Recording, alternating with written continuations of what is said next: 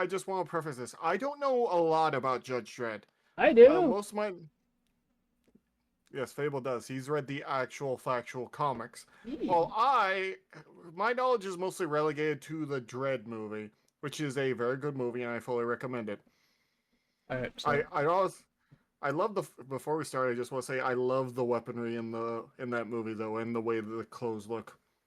Anyway, I go just ahead. want to say this. I don't know how many people know this, but because of the fact that due to the original Judge Dredd run of the comics, the original British run, they actually had him age in real time. I told Mech this before, but every Mhm. time a new year happened, Judge would actually age along with the year, which I thought was really cool because they didn't want him to feel like. I don't think they wanted him to be a stagnant superhero never aging. They wanted it to feel a bit more realistic because at the end of the day, Dredd is a living human being. Yeah, So they wanted it to make more sense in the fact that he's going to age and he's going to get slower as age passes by. So yeah, yeah. there you go. On that note, I know my mic isn't that close, and I need to up the volume a bit. But on that note, how should I put this? I do want to one day make my own comics and mostly just create them and make comic dubs for them, so we can basically get as close as I could afford to animation. Uh, But yeah, Actually, so I've been thinking about but that too, about something, but I'll tell you later. okay. Like I have a plenty of ideas. Like I've told Fable all of my ideas pretty much. He's the one guy I usually go to when I'm just have a sporadic thought. Well, him and Met and whatnot, and the other writer people I know. Anyway, He's mean let's to head me, into Chuck. learn. Oh my god, I just throw my ideas at you. He's mean. Anyway, if you want us to learn more about Judge Dredd, specifically me, comment down below. I'd be happy to learn more. When the British anthology comic 2000 AD debuted in 1977, the UK was mired in rampant inflation, a Oh, cost of living crisis, and that increasing explains this. tension. That One explains a growing lot. concern for the UK's poor and marginalised was the increasing militarisation of the police. Oh, 1977 marked the first year that British police used riot shields on domestic soil. It's also really? the same year that New Scientist magazine published this article linking the use of riot shields with the rise of civilian injury. Because it turns out, coppers immediately started using these things to bash people over the head. Yeah, that's not that surprising. As the 1970s closed out, Judge Dredd's writers and artists started to take more direct influence from the news and from current affairs. Dredd's writers and artists. Well, that's kind of how it works, isn't it? Life influences art, Yeah, whether we realize it or not. That just happens. and it just got to the point where if a story references stuff that's actually happens, a lot of people get butthurt, and because people are scared of Well, actually being honest anymore, they well, back well. down. It's also the fact of when someone tries to stay relevant by doing dumb meme stuff. Yeah, That's also a problem. Uh, anyway. Shrek Artists 3, used the Shrek 5, comic as a anyone? vehicle to discuss very real Mm. things like police brutality, at a time when Well, conservative voices in Britain's media were calling for a crackdown on crime. The subject of over-policing had been the inspiration for a lot of early Judge Dredd stories. I didn't know Judge Dredd Originally existed more before for this. laughs, but as the years rolled on, this became less of a joke and more of an integral part of the Judge Dredd mythos. And in 1980, Judge Dredd met some villainous coppers who were so evil, they made him look like Sergeant Slipper by comparison. Who's Sergeant This, Slipper? of course, is the year Oh, that Judge Dredd met the Dark Judges. oh, real quick. Mm, Even though okay. I know a lot of people kind of when you think of Judge Dredd, you imagine someone that's willing to kill bad guys, right? And everything. Yeah, that's the Mm. thing. Judge Dredd isn't actually all that aggressive. He actually does mellow out in time with the comics. It's just I think it's funny because when you imagine him, you think, oh, the judges are the judge, executioner, jury, and executioner, right? Yeah, judge, jury, and Yeah, executioner. You yeah, think he upholds the law no matter what. But yeah. if you're saying he mellows out, that kind of makes sense. But I usually think of, the Arbites from 40K with that. But yeah. Yeah, the thing is, Judge Dredd actually does evolve as a character over time. Like I said, he's human, and they allow him to grow. Oh, also one more thing. Corpse starch is a thing in this universe. It's not called that, but it's a literal thing in this universe. Well, we say that 40k takes from a lot, and goddamn do they. Yeah, I learned that recently, that because of Yeah. the overpopulation Oh. of the megacities, they have to deal with the bodies somehow. Yee. Hey, look, Judge Dredd, Pestilence, Fear, and all those losers. The story of the Dark Judges. From Dredd's first appearance in Prog 2 of 2000 AD, he was shown to be busting all kinds of futuristic criminals. Robo-racists, solar snipers, bent judges. But when you consider Makes that sense. by the end of every story, the perp was either dead or sent off planet or put in the ISO cubes for the rest of their lives, there never really was an opportunity for Dredd to pick up a persistent villain of his own. Yeah. And how would that even work? That's kind of like the same problem Punisher has. He can't have a persistent villain because he kills them all. That's his one thing. Robo-racist? I don't know if he means robots that were racist or people that were racist against robots. Yeah, it's probably people against racist against robots. Here's the thing, Matt. Because it's a dystopian future. Humanity is essentially taught to be stupid. They're not taught how to read, write, and a lot of them are illiterate to the point where it's actually downright depressing. Keep the masses stupid because if they keep them stupid, they won't rebel. That is essentially what the megacities what kind are. of foil can you create for the lawman of tomorrow? Whenever it looks like some perp has got the other hand, we always find out that Dredd was one step ahead of them the whole time. Oh. So rather than fighting against that and creating a villain who was opposed to Dredd's central ideology, you know, a Joker to his Batman, a Moriarty to his Sherlock Holmes, instead, John Wagner continued as far down Dredd's ideological pipeline as he could.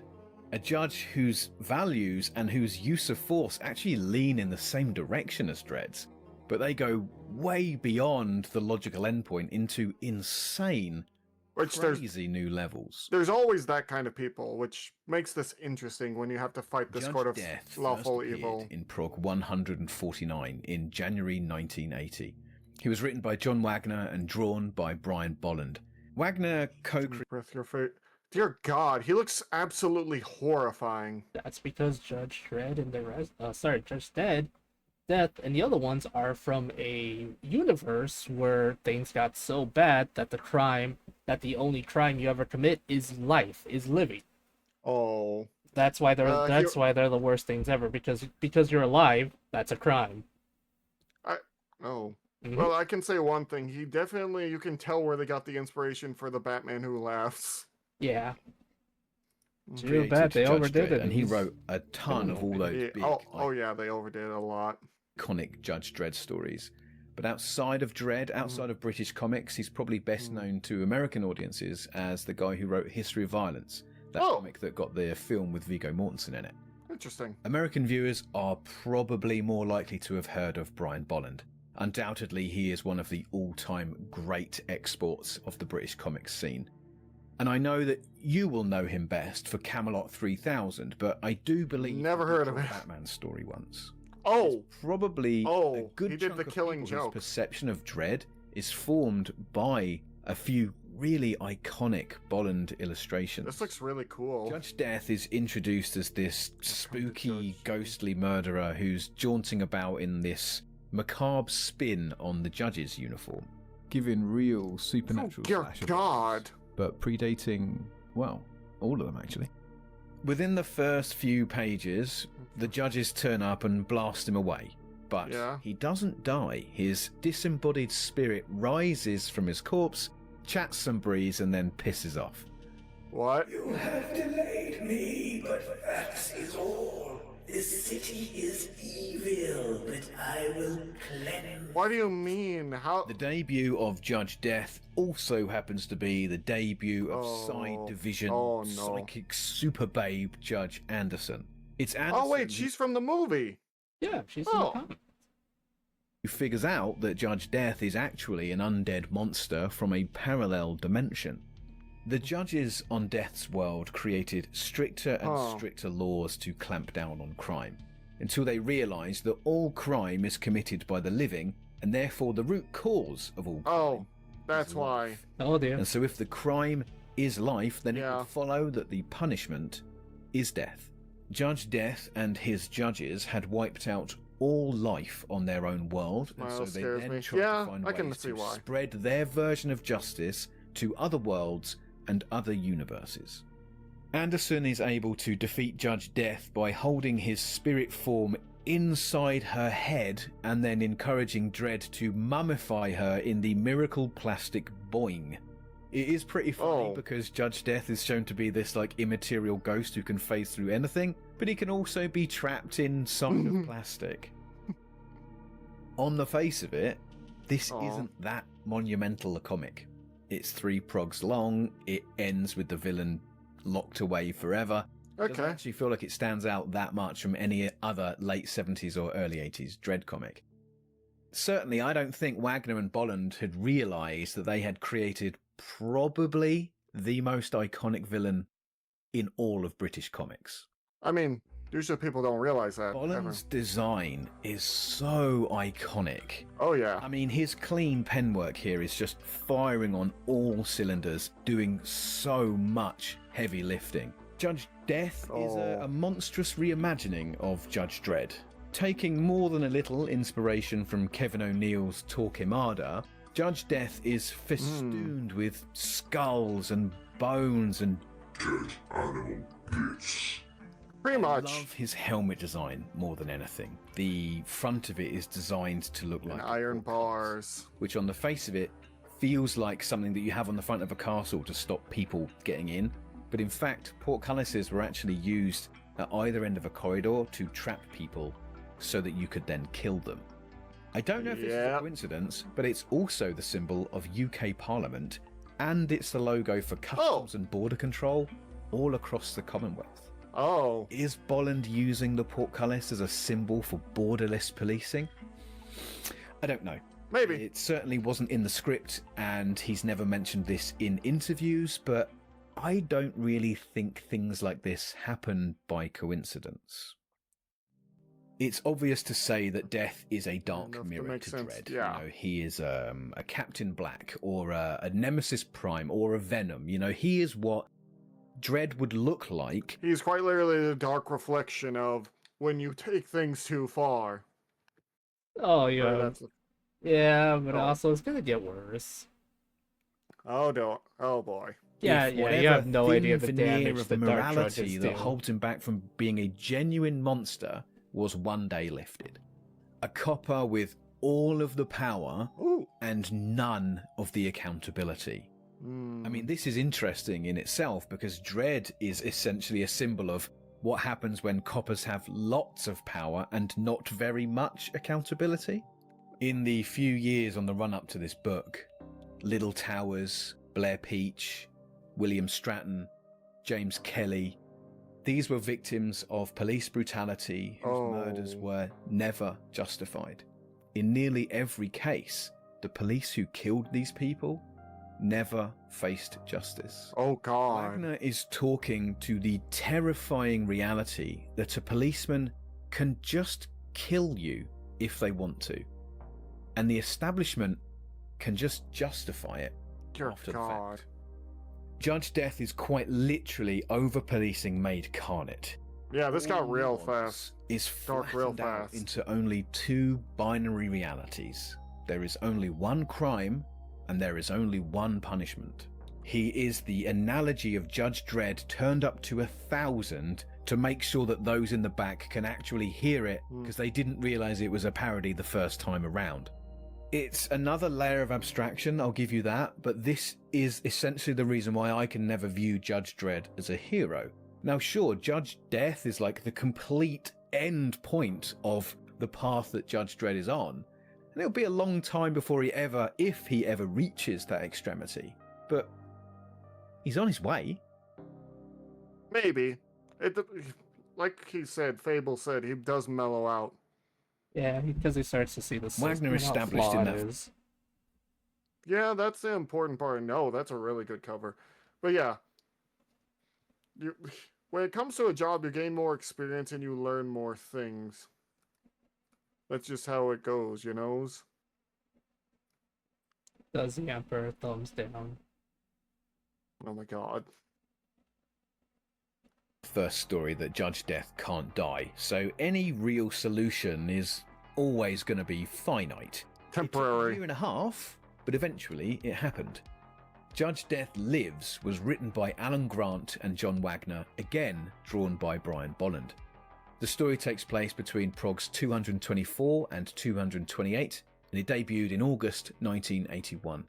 After Death's defeat at the hands of a can of Boingo spray, this div is poking around in the museum where Anderson's body is on display. Oh Turns out He's been no. coerced into releasing Judge Death by this cabal of dark judges who have come to Earth to free their boss, I guess. The comic itself is a bloodbath. The Dark Judges seal off a whole hab block with some kind of weird force field, and then go from floor to floor, indiscriminately just killing everybody they find.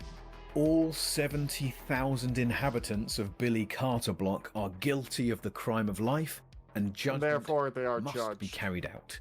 We get pages upon pages of the Dark Judges just absolutely tearing through people.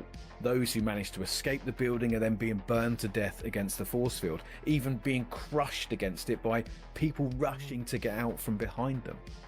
Oh no. There's this great moment when Anderson figures God. out how to get through the force field, so she phases her and Dredd through it, and then Death's like, Anderson. After some heavy and bitter losses, the judges of Mega City 1 do eventually start to gain the upper hand. And eventually the Dark Judges then flee back to their own dimension, which we now learn is called Dead World. I'm not Dredd isn't surprised. happy to call that a win. There are already thousands of people dead in Mega City 1. Oh, and no, as that's we've not a learned about win. Dredd, he's not really the kind of person who lets these things go. He decides that he needs to chase the Dark Judges back to What? their own dimension before they have a chance to, reconsolidate and launch another attack. I mean, that's Dead World, understandable. as it's called, is exactly that. Everything is dead here. There are just piles of bones as far as the eye can see. As soon as they arrive, Anderson is assaulted by all the billions of restless souls of all the people that Oh, were murdered over God. the years. And in the final conflict, it is in fact these dead souls that allow Anderson to finish the fight. Let the With judge her be. Let the forming a judges be conduit judged. for all of their anger, she is able to finally defeat the Dark Judges. They definitely don't look like pushovers. I think it's pretty obvious that Wagner and Bolland here are riffing off of the established Four Horsemen of the Apocalypse. Oh yeah, But that was clear from the start because they specifically picked four and named one of them Death. You know, the last Hmm. Hell Horseman shall ride on a pale white horse, and all of hell shall follow with him. Actually, that fits with the motif that the others came with him, or came later. I'm going to get a bit esoteric here. The Four Horsemen of the Apocalypse are like these allegorical forces for, huge Yep. concepts that were Yeah, the pale rider, the black rider, the red rider, the white rider. These are all depicted in a certain way. Usually, yeah, the black rider has a scale of judgment. The red rider, meaning war, has his sword out. And for some reason, I don't know exactly why, but the white rider has a crown and a bow. This also shows up in Shin Megami Tensei. Funny enough. Oh, man. outside of the control of normal people. Also in Gundam. Funny enough. Oh, man. War and famine and so on. But these are like the esoteric forces that were forming people's destinies when the Bible Yeah. was written in the Yeah. 1st century in Rome. And I think that the Dark Judges are essentially the same thing, but they're recontextualized as modern horrors. Wagner and Bolland are giving form here to the same esoteric forces controlling the lives Shin of Megami Tensei. trolls, Hello, but Platty. recontextualized for inner city urban life, the forces controlling the lives of 20th century proles. The hab blocks of Megacity 1 were partly inspired by all these blocks of flats that we saw springing up in England after World War II. Cool. Which, by the 70s and 80s... Oh, we're just learning about the dark judges from Judge Dredd, Platty. Nothing to see here. We're looking pretty Move dystopian already. Laddie, this is a robbery. I'm stealing all your monies. All your booze Judge monies. Fire Oh. is an easy one. Okay. One fear which anybody living in a tower block has ever had to deal with is fire. Okay. Fire safety standards for low income. I do like the Fred in my chat just said, I don't care how dark the judges are, I'm not paying my tax. Oh my god. Oh my god, Platty. I'll move my mic a bit further away. I think I have a little too close. Housing and public facilities has historically been pretty terrible. Oh yeah, in cities, fires can get real out of control. Like in Texas, we don't have to worry about that too much because a lot of the buildings are spread around. But in like packed in cities, the Great Chicago Fire is horrifying to know about. They still are. I think the worst But part domestic for Texas deaths is by floods. fire were like Oh yeah. times higher 40 years ago than they are today. Maybe Wagner was inspired by the Summerland Leisure Centre fire of 1973. Or maybe he was inspired by the profusion of inner city fires in cities like Glasgow or New York during the 1970s. Whichever it was, there is no denying that fire is a deadly enemy to people who are forced into living in close proximity. Oh yeah. So then it's no surprise that it's presented here as this abstract, deadly force outside of normal people's control. Personified as some sort of zombie horse, Judge Mortis's powers Judge are Mortis? rot and decay. Oh, Now, to my Pestilence. mind, that conjures up the images of urban decay. disease. This is a phrase that was being used more and more throughout the 1970s and 80s to describe these post-industrial towns that were just falling into rot without government support. Oh yeah. These landscapes of crumbling concrete and rusted rebar, homes filled with black mold and fungus. As someone that has to deal with black mold during my job, I'm not going to explain what it is, but yeah. Ugh. These flats that I've been talking about, these estates, they were thrown up quick. They were made out of prefab parts, and sometimes these parts didn't even fit together properly. England is a wet country. Moisture would just soak into these buildings, and it would never quite dry. Mushrooms growing on the walls was quite a commonly used visual gag in British comics when I was growing up to indicate that people were poor. 2 decades of economic pressure and poor housing inspections. No, saw a don't, lot of to the these mushrooms, housing blocks in Platty. the UK falling into dangerous disrepair. The Hightown flats in Wrexham were so well known for their poor construction and poor upkeep. The council actually erected nets around the buildings to catch the God. chunks of concrete as they fell off. That's horrifying. The health risks associated with your house rotting inside and out feels very fitting for a horseman of the urban apocalypse. Okay, last one. Fear. Inside Judge Fear's helmet is a face so terrifying it can kill you by showing you your worst possible fears. Now, this might actually throw back to the very early Judge Dredd stories where anybody who ever saw Judge Dredd's true face was utterly horrified and usually later died. But I feel like the fact that the mask has this sort of cemetery gates kind of look, or like maybe the gates of Arkham, or even the gates of like So, a no, I don't swanky fear gated anything. community, I think there is Oh my something God. interesting coded into that. Oh. Fear is the most interesting judge to me. Everybody feels fear. In fact, fear's quite good. It's normal. It motivates you into action. But I don't think fear's true power is in his spooky face. I think it lies in other elements of Bolland's design. His robes of office have these big pauldrons that look like bear traps. Bear traps also make up the tools of his trade, along with chains and padlocks. Yeah. I'm saying that if the Dark Judges have been specifically retooled here to represent the horrors the establishment can visit on the working class, then I think fear is the inescapable fact It of does being have bear locked traps. into this horror with no means of escape. I'm not sure how you would, or even if you could, design a Judge Poverty, but if you did, this would be it. I'm thinking back now to my earlier thoughts about Judge Death's portcullis mask, and that idea of being trapped, being unable to escape the judgment of these huge forces that you can never have any control over. And when the book shows us these sequences of all these people locked into these buildings, getting killed, getting crushed, panicking, climbing over each other to get out of this crazy, chaotic nightmare situation, it's that feeling of Good being Lord. trapped that comes through. Oh yeah, definitely.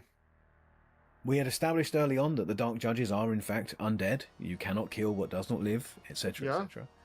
And that's useful if you want a recurring villain as well, right? Mm-hmm. And the truth is, they will always be relevant as long as we still have those same injustices and inequalities Oh that yeah. inspired their creation. And in May 1985, we saw them return. Four Dark Judges was written by John Wagner and Alan Grant, this time with art by Brett Ewins, Cliff Robinson, and Robin Smith. This isn't a Judge Dredd strip. In fact, this is the first standalone strip starring Judge Anderson. Cool. Told over 9 progs, it is longer than the previous 2 stories added together. Cannot kill what does not live. Anderson is still haunted by visions of Judge Death and of Deadworld. And I want to say here, I really like how Ewins portrays a lot of vulnerability when he's drawing Anderson. I don't remember if it was Alan Grant or John Wagner, but one of them said it was important to them that Anderson was a girl, that she wasn't just a bloke with tits. Anderson is a badass. She is tough as nails, but she is still a woman. I get that from the first movie, honestly, or from that movie I watched. You get what? As I said before, that she has strong feelings, but she is still a badass. Yeah. Like, she has her own character, but she's still a badass along with Judge Dredd. And I like how Ewins shores that up by showing that she is soft and vulnerable at the same time as being strong. Well, yeah, you can be I will both. admit it is a little bit male gazy. I'm pretty sure none of the other judges have ever had so much detail rendered into their bum cheeks. I don't know. We'd have to go back and check some of those old Judge Dredd comics and see. That's a joke. I'm not actually going to do that. I don't have the time for that. But still, it's there and it's good. Anyway, Anderson is convinced that her visions of Death's return aren't just dreams, and so she travels back to Deadworld to confirm whether or not the Dark Judges are in fact dead or alive, or unalive, whatever. It turns out it's a trap. The Dark Judges' Of course. bodies may have been destroyed, but their souls, like, hid in the ground or something. I want to say now, I just absolutely love the ghost forms of the Dark Judges. They're just their I love the heads. fact that it's just their disembodied heads floating around in these, like, necroplasm balloons. It really stretches the definition of a serious horror story when you've got these sort of goofy floating heads flying about. It is hilarious, despite the fact that Anderson is in very genuine mortal danger. Yeah. Anyway, Yeah. they've tricked her into coming here. I'm so not that basically surprised, they can, Platty. like, ride her back to Mega City 1. They end up back in the Big Meg, and it is absolute carnage, as you can no doubt imagine. Oh, yeah. They're absolutely tearing through crowds of people this time. But Anderson is no fool. She knows that you can't defeat the Dark Judges with physical force. We couldn't fight back with brawn, so we used our brains. I warned you not to use those things. There's this big final showdown between Death and Anderson. They've been orbiting each other now for years. They've become bitter rivals, and I really like this as a big dramatic finale. Really, Death is as much Anderson's villain as he is Dredd's. In fact, Basically, quite literally, he is to show them what happens if they go too far. Which, you know, Batman and other such comics have that sort of theming. You know what I mean? Yeah. Maybe more so. But anyway, they end up having this big dramatic finale in a supermarket, which is just so ludicrous. How can you not love it? It all ends well, of course. The status quo is restored. Ozzy went on stage and did a great show. The comic had only really just entered the era of setting up these longer plays and experimenting with longer term storytelling. And these brief, spooky little romps marked the beginning of not just the most iconic villains in Judge Dredd, but arguably the most iconic characters from British comics, full stop. Also, I know, where is he getting these models from? I Don't worry about actually it. used to dislike Judge Death. I thought that the supernatural element of the Dark Judges underpinned what was otherwise a very grim and gritty urban science fiction story. It just felt really silly to me. And what can I say? I was a very serious young man. I didn't really get the vibes, you know? I didn't like Ewoks. I didn't like Doctor Who. Oh yeah, I like Doctor Who now. But like Star Wars, Judge Dredd's world is wacky and fluid enough to be able to Clive the tell werewolf. pretty much any kind of story.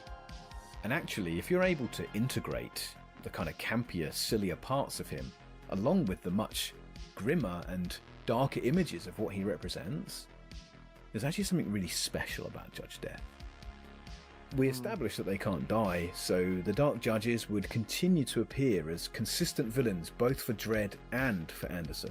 After this, they appeared in Necropolis and Batman Judge Dredd, both of which are future videos, by the way, and they continued being mainstay villains right through into the modern era. They're still around today. Cool. If you want to read these stories for yourself, I do not recommend hunting down the original progs. 2000 AD is not a comic that was really intended to last. They've all been collected a bunch of times in this mad, confusing mass of trade paperbacks. And actually, because of the long gaps between the publication of these stories, they're actually spread out over Judge Dredd Complete Case Files Book 3, Book 5, and Judge Anderson's Sci Files Book 1. They are, however, all collected in the Judge Death Lives volume of the Hatchet Mega Collection, but your best bet is the more recent Rebellion published Essential Judge Dredd Dredd vs. Death trade paperback. Also, this comic, this scene right here The looks Anderson really cool. story in that has actually been coloured, and it also includes some like really cool, interesting little B-sides and oddities just for more context. For my money, this book is by far the best entry point to read the stories that I've spoken about in this video.